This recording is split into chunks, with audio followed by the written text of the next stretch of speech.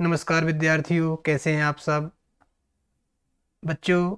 आज जो हम पढ़ने वाले हैं वह है विभागीय लेखे। और विभागीय लेखे के अंतर्गत हम आज departmental trading and profit and loss बनाना सीखेंगे। इसके लिए हम एक सवाल हल करेंगे और विद्यार्थियों सवाल इस प्रकार से है।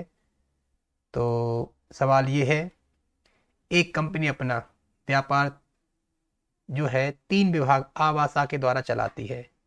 31 मार्च 2017 को समाप्त वर्ष के लिए निम्न सूचनाएं उपलब्ध हैं। 3 विभाग हैं आवासा, और उनका प्रारंभिक रहतिया दिया गया है, क्रय दिया गया है, विक्रय दिया गया है और अंतिम रहतिया दिया गया है। और निर्देश में लिखा गया है कि प्रारंभिक एवं अंतिम रहतिये का मूल्यांकन लागत मूल्य पर किया गया है, तो लागत मूल्य पर कर लेंगे। जिन व्ययों को विभागीय विक्रय लागत के अनुपात में बांटना है वो नीचे लिस्ट दी गई है। तो जो वेतन, किराया, विविध व्यय और बीमा, ये जो 4 व्यय हैं वो किस अनुपात में बटेंगे? विक्रय लागत के अनुपात में, कॉस्ट ऑफ गुड्स सोल्ड के अनुपात में। और आगे निर्देश है कि प्रत्येक विभाग का अंतिम परिणाम निकालिए, अर्थात आपको व्यापार और लाभ हानि खाता बनाना है विभागीय। ठीक है, departmental trading and profit and loss account बनाएंगे। और साथ ही पूछा है आपसे कि प्रत्येक विभाग का अंतिम परिणाम उस विभाग की बिक्री के साथ प्रतिशत या सामूहिक अंतिम परिणाम का संपूर्ण बिक्री के साथ प्रतिशत निकालिए। तो यह भी हम निकाल लेंगे। तो बच्चों सवाल को हम हल करते हैं। तो क्या करना होगा? सबसे पहले हमको departmental trading and profit and loss account बनाना है। तो प्रारूप बना लेते हैं। जैसा कि आपको पता है कि 3 विभाग हैं तो राशि के लिए 3 कॉलम बनेंगे। दोनों साइड 3-3 कॉलम होंगे राशि के। ए बी सी, आबासा। ठीक है, ए बी सी। सबसे पहले ओपनिंग स्टॉक लिखा जाता है, यह हम जानते हैं। ओपनिंग स्टॉक लिखा गया है आका, बाका और साका। इसको हम कहाँ लिख देंगे? ट्रेडिंग अकाउंट में। ठीक है, तो 5000, 3000 और 2500 तो हम लिख देते हैं। 5000 ए, 3000 बी के लिए और 2500 सी का। इसके बाद लिखा जाता है टू परचेज। तो परचेज कितना लिखा गया है? ये परचेज लिखा गया 50,000, 30,000 और 10,000, ये लिख दिया हमने। इसके बाद विक्रय लिखा जाएगा क्रेडिट पक्ष में बाय सेल्स अकाउंट। और विक्रय कितना दिया गया है? ये विक्रय दिया गया 80, 60 और 6500, तो लिख दिया 80,000, 60,000 और 6500। इसके बाद अंतिम रहतिया लिख दिया जाएगा बाय क्लोजिंग स्टॉक। ठीक है, ये लिख दिया हमने क्लोजिंग स्टॉक 7,000, 9,000 और 4,500। कोई डायरेक्ट एक्सपेंसेस नहीं दिए गए हैं तो दोनों पक्षों का हम योग कर लेंगे। और देख लेते हैं ए का। ए का जो है क्रेडिट पक्ष का योग अधिक है। ठीक है, बी का भी क्रेडिट पक्ष का योग अधिक है, सी में डेबिट का योग अधिक है। ठीक है, तो यहां पर सकल हानि निकलेगी, ग्रॉस लॉस निकलेगा। ठीक है, तो ग्रॉस लॉस को लिखा जाएगा क्रेडिट साइड, और ए और बी में प्रॉफिट निकलेगा तो प्रॉफिट का लेखा किया जाएगा डेबिट में। क्या लिखा जाएगा? To gross profit. तो अंतर की राशि निकाल लेते हैं। 87,000 में 55,000 घटा दिए तो 32,000। इसी प्रकार से बी का निकाल लेंगे 36,000। और इस तरफ सी का योग क्रेडिट का अधिक है तो अंतर की राशि डेबिट में लिखी जाएगी बाय ग्रॉस लॉस अकाउंट। कितना अमाउंट आएगा निकाल लेते हैं। ठीक है, अमाउंट आ रहा है 1,500 रुपए। इसके बाद दोनों पक्षों का योग कर दिया जाएगा, दोनों पक्षों का योग बराबर होगा। ये जो ग्रॉस प्रॉफिट आया है, ग्रॉस लॉस आया है, ये लाभ हानि खाते में हस्तांतरित हो जाएगा। यहाँ डेबिट में है तो लाभ हानि खाते क्रेडिट में चला जाएगा, और ये लॉस जो क्रेडिट में है वो डेबिट में चला जाएगा। तो लिख देते हैं बाय ग्रॉस प्रॉफिट 32,000 और 36,000 ए और बी का प्रॉफिट है, और लॉस को हम कहाँ लिख देंगे? डेबिट में। टू ग्रॉस लॉस कितना है? 1,500 रुपए। इसके बाद जितने भी व्यय लिखे गए हैं वो व्यय प्रश्न में लिखा गया था। सवाल को एक बार और देख लेते हैं कि जो है ये जो व्यय है वेतन, किराया, विविध व्यय और बीमा, ये कॉस्ट ऑफ गुड सोल्ड के रेशियो में बांटे जाएंगे। तो हम निकाल लेंगे विक्रय लागत अनुपात। तो निकाल लेते हैं ratio of cost of good sold. ठीक है, तो ratio of cost of good sold निकालते हैं। तो 3 विभागों का निकालना है तो एक साथ गणना कर लेंगे, तो हम 3 कॉलम बना लेते हैं राशि की। ठीक है, ए, बी और सी। तो सबसे पहले जो लागत होती है उसमें ओपनिंग स्टॉक लिखा जाता है, और उसमें क्रय और डायरेक्ट एक्सपेंसेस को जोड़ लिया जाता है। तो परचेज को जोड़ लेंगे और डायरेक्ट एक्सपेंसेस को जोड़ लेंगे। प्रश्न में डायरेक्ट एक्सपेंसेस दिए नहीं गए हैं तो नहीं जोड़ते हैं, दोनों की राशि लिख लेते हैं और जोड़ लेते हैं। अब राशियां लिख ली हमने दोनों पक्षों का, ये सभी कालमों का, ये दोनों राशियों का योग कर लेते हैं, ओपनिंग स्टॉक का और परचेज का। तो कितना हो जाता है 55,000, 33,000 और 12,500। इसमें से हम क्लोजिंग स्टॉक को घटा देंगे, तो क्लोजिंग स्टॉक कितना है 7,009। अंतर की राशि होगी वह क्या हो जाएगी, कास्ट ऑफ गुड सोल्ड हो जाएगी। तो कास्ट ऑफ गुड सोल्ड निकल आता है ए का 48,000, बी का 24,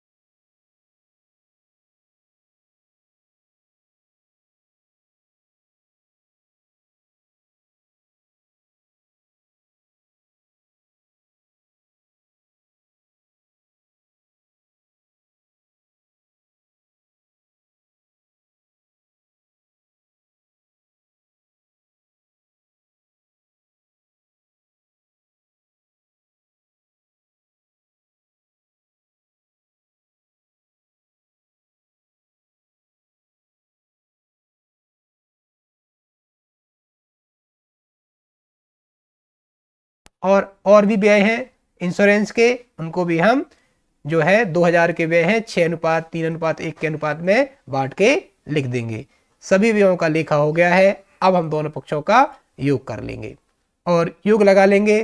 तो देख लेते हैं कि ए का क्रेडिट पक्ष का योग अधिक है, बी का भी क्रेडिट का योग अधिक है, लेकिन सी में मामला उल्टा है, यहाँ पर डेबिट साइड का योग अधिक है, मतलब नेट लॉस हुआ है। ठीक है, तो 32,000 में से हम इस योग को घटा देंगे, 4800, 3600, 2400 और 1200 का जोड़ कर लिया हमने और 32,000 में से घटा दिया। ठीक है, तो कितना निकल के आ गया है 20,000 रुपए। ठीक है, ये योग हो रहा था 12,000 आ गया। ठीक है, अब 36,000 में से कितने घटा देंगे, इनको जोड़ लीजिएगा और जो राशि आए सो घटा दीजिएगा। 6,000 योग हो रहा